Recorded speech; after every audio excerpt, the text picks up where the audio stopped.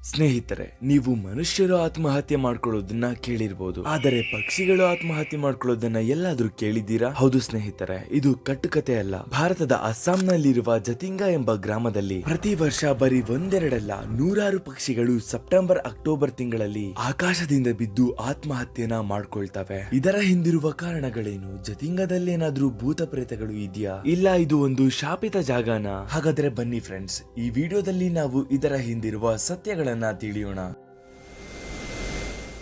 ಭಾರತದಲ್ಲಿ ಬಹಳ ಸುಂದರವಾದ ಜಾಗಗಳು ಇದೆ. ಹಾಗೆ ನಮ್ಮ ಭಾರತದಲ್ಲಿ ಒಂದು ಜಾಗ ಪಕ್ಷಿಗಳ ಆತ್ಮಹತ್ಯೆಗೆ ಪ್ರಸಿದ್ಧವಾಗಿದೆ. ಸ್ನೇಹಿತರೆ, ನಾವು ಮಾತಾಡ್ತಿರೋದು ಅಸ್ಸಾಂನಲ್ಲಿರೋ ಒಂದು ರಹಸ್ಯಮಯವಾದ ಗ್ರಾಮ ಜತಿಂಗಾದ ಬಗ್ಗೆ. ಈ ಜಾಗವನ್ನ ಪಕ್ಷಿಗಳಿಗೆ ಬರ್ಮುಡಾ ಟ್ರಯಾಂಗಲ್ ಅಂತಾನೂ ಕರೀತಾರೆ. ಈ ಗ್ರಾಮ ಗುವಾಹಟಿಯಿಂದ ಸುಮಾರು 330 ಕಿಲೋಮೀಟರ್ ದೂರದಲ್ಲಿರುವ ಒಂದು ಸಣ್ಣ ಗ್ರಾಮ. ಇದು ಒಂದು ಅದ್ಭುತವಾದ ಪರ್ವತ ಶ್ರೇಣಿ ಹಾಗೂ ಕಾಡಿನಿಂದ ಕೂಡಿರುವ ಜಾಗ. ಹಾಗೆ ಇಲ್ಲಿ ಸಂಜೆಯಾದ ನಂತರ ಟೆಂಪರೇಚರ್ ಬಹಳ ಕಡಿಮೆ ಆಗ್ಬಿಡುತ್ತೆ. ಬಹಳ ಜನ ಈ ಪ್ರಕೃತಿ ಸೌಂದರ್ಯವನ್ನ ನೋಡಕ್ಕೆ ಬರ್ತಾರೋ, ಅಲ್ಲೇ ಕೆಲವು ಜನ ಇಲ್ಲಿನ ರಹಸ್ಯಗಳನ್ನ ತಿಳ್ಕೊಳ್ಳೋದಕ್ಕೆ ಬರ್ತಾರೆ. ಇದೆಲ್ಲ ಒಂದ್ ಕಡೆ ಬಿಡೋಣ, ಆದ್ರೆ ಯಾಕೆ ಈ ಜಾಗ ಪ್ರತಿ ವರ್ಷ ಪಕ್ಷಿಗಳ ಸ್ಮಶಾನ ಆಗುತ್ತೆ? ಸ್ನೇಹಿತರೆ, ಇದರ ರಹಸ್ಯನ ತಿಳ್ಕೊಳ್ಳೋದಕ್ಕೂ ಮೊದಲು ಇದರ ಇತಿಹಾಸನ ನಾವು ತಿಳ್ಕೊಬೇಕಾಗತ್ತೆ. ಸ್ನೇಹಿತರೆ, ಈ ಕತೆ ಶುರು ಆಗೋದು 1905ರಿಂದ. ಆ ಸಮಯದಲ್ಲಿ ಇಲ್ಲಿ ಒಂದು ಭಯಾನಕ ಹುಲಿಯ ಆರ್ಭಟ ಇರುತ್ತೆ. ಒಂದು ದಿನ ಆ ಗ್ರಾಮದಲ್ಲಿ ಒಂದು ಹಸು ಮಾಯವಾಗಿ ಹೋಗುತ್ತೆ. ಅಲ್ಲಿನ ಕೆಲವು ಜನರು ಗುಂಪು ಮಾಡ್ಕೊಂಡು ಅದನ್ನ ಹುಡ್ಕೋದಕ್ಕೆ ಹೋಗ್ತಾರೆ. ಅದನ್ನ ಹುಡ್ಕಕ್ ಹೋದವ್ರಿಗೆ ಅಲ್ಲಿನ ಹುಲಿ ಆ ಹಸುನ ತಿಂದು ಕೊಂದಿರುತ್ತೆ ಅಂತ ಭಯ ಇತ್ತು. ಅದೇ ಸಮಯದಲ್ಲಿ ಅವರ ಕಣ್ಣಿಗೆ ಒಂದು ಭಯಾನಕ ದೃಶ್ಯ ಕಾಣಿಸುತ್ತೆ. ಅದನ್ನ ನೋಡಿ ಆ ಜನ ಬೆಚ್ಚಿ ಬೀಳ್ತಾರೆ. ಅವರು ಪ್ರಶಾಂತವಾದ ರಾತ್ರಿಯಲ್ಲಿ ಕಾಡಿನ ಪಕ್ಷಿಗಳು ಸತ್ತು ಬಿದ್ದಿರುವುದನ್ನ ನೋಡ್ತಾರೆ. ಒಂದೆರಡು ಪಕ್ಷಿಗಳಲ್ಲ, ಸುಮಾರು 100ಕ್ಕೂ ಹೆಚ್ಚು ಪಕ್ಷಿಗಳು ಅಲ್ಲಿ ಸತ್ತು ಬಿದ್ದಿರ್ತವೆ. ಇಷ್ಟು ಪಕ್ಷಿಗಳು ಒಂದೇ ಜಾಗದಲ್ಲಿ ಸತ್ತು ಬಿದ್ದಿರುವುದನ್ನ ನೋಡಿ ಅವರಿಗೆ ಏನು ತಲೆಗೆ ಬರೋದಿಲ್ಲ. ಆ ರಾತ್ರಿಯಿಂದ ಇದು ಪ್ರತಿ ವರ್ಷ ಆಗೋದಕ್ಕೆ ಶುರು ಆಯ್ತು. ಸ್ನೇಹಿತರೆ, ಇಲ್ಲಿ ಆಶ್ಚರ್ಯ ಆಗೋ ಒಂದು ಫ್ಯಾಕ್ಟ್ ಏನಂದ್ರೆ, ಜತಿಂಗಾ ಇಡೀ ವರ್ಷ ಸಾವಿರಾರು ಪಕ್ಷಿಗಳ ಮನೆಯಾಗಿತ್ತು ಹಾಗೂ ಅವುಗಳು ಇಲ್ಲಿ ಇಡೀ ವರ್ಷ ಪ್ರಶಾಂತವಾಗಿ ಜೀವನವನ್ನ ಮಾಡ್ತಿದ್ವು. ಆದರೆ ಸೆಪ್ಟೆಂಬರ್ ಅಕ್ಟೋಬರ್ ತಿಂಗಳಲ್ಲಿ ಯಾವ ಪಕ್ಷಿಗಳು ಇಲ್ಲಿ ಬರ್ತವೋ ಅವುಗಳು ಸಾವನ್ನಪ್ಪೋದಕ್ಕೆ ಶುರು ಆಗುತ್ತೆ.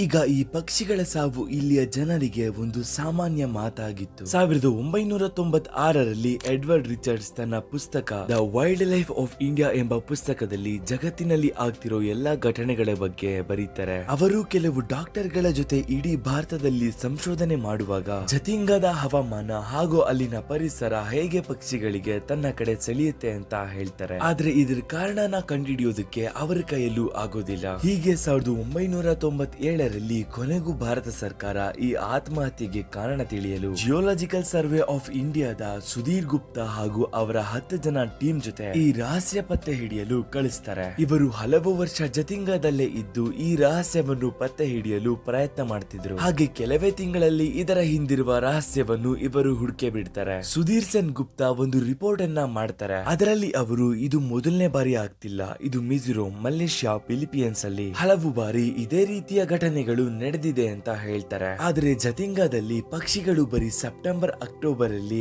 6ರಿಂದ 9 ಗಂಟೆಯಲ್ಲೇ ಆತ್ಮಹತ್ಯೆ ಮಾಡ್ಕೊಳ್ಳೋದು, ಅವುಗಳು ಆತ್ಮಹತ್ಯೆ ಮಾಡ್ಕೊಳ್ಳೋ ಹಾಗೆ ಯಾರೋ ಅವರಿಗೆ ಕಲ್ಲಲ್ಲಿ ಒಡೆದು ಸಾಯಿಸೋ ಹಾಗೆ ಕಾಣ್ತು ಅಂತ ಅವರು ಹೇಳ್ತಾರೆ. ಯಾವಾಗ ಆ ಸತ್ತಿರುವ ಪಕ್ಷಿಗಳನ್ನ ಸಂಶೋಧನೆ ಮಾಡೋದಕ್ಕೆ ಶುರು ಮಾಡ್ತಾರೋ ಆಗ ಆ ಪಕ್ಷಿಗಳ ಹೊಟ್ಟೆ ಖಾಲಿ ಇರುತ್ತೆ. ಅಂದ್ರೆ ಅವು ಕೆಲವು ದಿನಗಳಿಂದ ಏನು ತಿಂದಿಲ್ಲ ಅಂತ ಆಯ್ತು. ಆದ್ರೆ ಅವರಿಗೆ ಇದನ್ನೆಲ್ಲ ನೋಡಿ ಬಹಳ ಆಶ್ಚರ್ಯ ಆಗುತ್ತೆ. ಜತಿಂಗಾ ಎಂಬ ಜಾಗದಲ್ಲಿ ಪಕ್ಷಿಗಳು ತಿನ್ನದೆ ಹೇಗೆ ಇರುತ್ತೆ, ಅದನ್ನ ನಂಬೋದಕ್ಕೆ ಇವರ ಕೈಲೂ ಆಗಲ್ಲ. ಇದೆಲ್ಲ ನೋಡಿದ ಸುಧೀರ್ ಸೆನ್ ಗುಪ್ತಾ ಕೊನೆಗೂ ಒಂದು ಕಾರಣನ ಕೊಡ್ತಾರೆ. ಅದು ಏನಂದ್ರೆ, ಸೆಪ್ಟೆಂಬರ್ ಅಕ್ಟೋಬರ್ ಅಲ್ಲಿ ಬರೋ ಪಕ್ಷಿಗಳು ಏನು ತಿನ್ನದೆ ಸಾವನ್ನಪ್ತವೆ ಅಂತ. ಯಾಕೆ ಆಗುತ್ತೆ ಅಂದ್ರೆ, ಇಲ್ಲಿ ಹಲವು ಹಾನಿಕಾರಕ ವನಸ್ಪತಿಗಳು ಇದೆ. ಇದರ ಕಾರಣದಿಂದ ಆ ಪಕ್ಷಿಗಳು ಏನು ತಿನ್ನೋದಿಲ್ಲ. ಹಾಗೆ ಸಂಜೆ ಆದ ನಂತರ ಇಲ್ಲಿ ಸಡನ್ ಆಗಿ ಕ್ಲೈಮೇಟ್ ಚೇಂಜ್ ಆಗುತ್ತೆ. ಹೀಗಾದಾಗ ಅವುಗಳ ಕಣ್ಣಿಗೆ ಏನು ಕಾಣಿಸೋದಿಲ್ಲ. ಈ ಕಾರಣದಿಂದ ಅವುಗಳು ಏನು ತಿನ್ನಕ್ಕಾಗಲ್ಲ. ಮತ್ತೆ ಕಣ್ಣು ಕಾಣಿಸದೇ ಇರೋದ್ರಿಂದ ಅವುಗಳು ಮರಗಳಿಗೆ ಗುದ್ದಿ ಪ್ರಾಣವನ್ನ ಕಳ್ಕೊಳ್ತವೆ. ಒಂದು ಮಾತಲ್ಲಿ ಹೇಳೋದಾದ್ರೆ, ಅಲ್ಲಿನ ಪರಿಸರವೇ ಆ ಪಕ್ಷಿಗಳ ಸಾವಿಗೆ ಕಾರಣವಾಗಿತ್ತು. ಇದನ್ನ ನೋಡಿದ ಸೈಂಟಿಸ್ಟ್ ಗಳು ಕೂಡ ಸುಧೀರ್ ಗುಪ್ತಾ ಹೇಳಿದ್ದು ನಿಜ ಅಂತ ಹೇಳ್ತಾರೆ. ಇಲ್ಲಿ ಮೇಲೆ ಹಾಗೂ ಹವಾಮಾನದಿಂದ ಮ್ಯಾಗ್ನೆಟಿಕ್ ಫೀಲ್ಡ್ ಮೇಲೆ ಪ್ರಭಾವ ಬೀಳುತ್ತೆ. ಅದರಿಂದ ಪಕ್ಷಿಗಳು ತಮ್ಮನ್ನ ತಾವು ರಕ್ಷಣೆ ಮಾಡ್ಕೊಳ್ಳೋದಕ್ಕೆ ಆಗೋದಿಲ್ಲ. ಮತ್ತೆ ಸಂಜೆಯಲ್ಲಿ ಗಾಳಿ ಅತಿ ಹೆಚ್ಚು ವೇಗವಾಗಿ ಬೀಸೋದಕ್ಕೆ ಶುರು ಆಗುತ್ತೆ. ಅದಕ್ಕೆ ಪಕ್ಷಿಗಳು ಹಾರೋದಕ್ಕೆ ಕಷ್ಟ ಆಗುತ್ತೆ ಅಂತಾನು ಹೇಳ್ಬೋದು. ಇಲ್ಲಿ ಬರೀ ಅಕ್ಕಪಕ್ಕ ಜಾಗದಿಂದ ಪಕ್ಷಿ ಬರೋದಿಲ್ಲ, ಬೇರೆ ಬೇರೆ ರಾಜ್ಯಗಳಿಂದನೂ ಕೂಡ ಬರುತ್ತೆ. ಕೆಲವು ಬಾರಿ ಬೇರೆ ದೇಶಗಳಿಂದನೂ ಕೂಡ ಪಕ್ಷಿಗಳು ಬರುತ್ತೆ. ಸುಮಾರು 50ಕ್ಕೂ ಹೆಚ್ಚು ಜಾತಿಯ ಪಕ್ಷಿಗಳು ಇಲ್ಲಿ ಬರುತ್ತೆ ಅಂತಾನು ಹೇಳ್ಬೋದು. ಹೀಗೆ ಒಂದು ಸಂಶೋಧನೆಯಿಂದ ಈ ರಹಸ್ಯದ ಬಗ್ಗೆ ನಮಗೆಲ್ಲ ತಿಳಿಯುತ್ತೆ. ಹಾಗೆ ಈ ವಿಡಿಯೋ ಬಗ್ಗೆ ನಿಮ್ಗೆ ಏನಾದ್ರೂ ಹೇಳ್ಬೇಕು ಅನ್ಸಿದ್ರೆ ಕಮೆಂಟ್ ಸೆಕ್ಷನ್ ನಿಮ್ಗೋಸ್ಕರನೇ ಓಪನ್ ಇರುತ್ತೆ. ಜೊತೆಗೆ ಇದೇ ರೀತಿ ವಿಡಿಯೋಸ್ ಬೇಕು ಅಂದ್ರೆ ಚಾನೆಲ್ ನ ಸಬ್ಸ್ಕ್ರೈಬ್ ಮಾಡೋದನ್ನ ಮರಿಬೇಡಿ.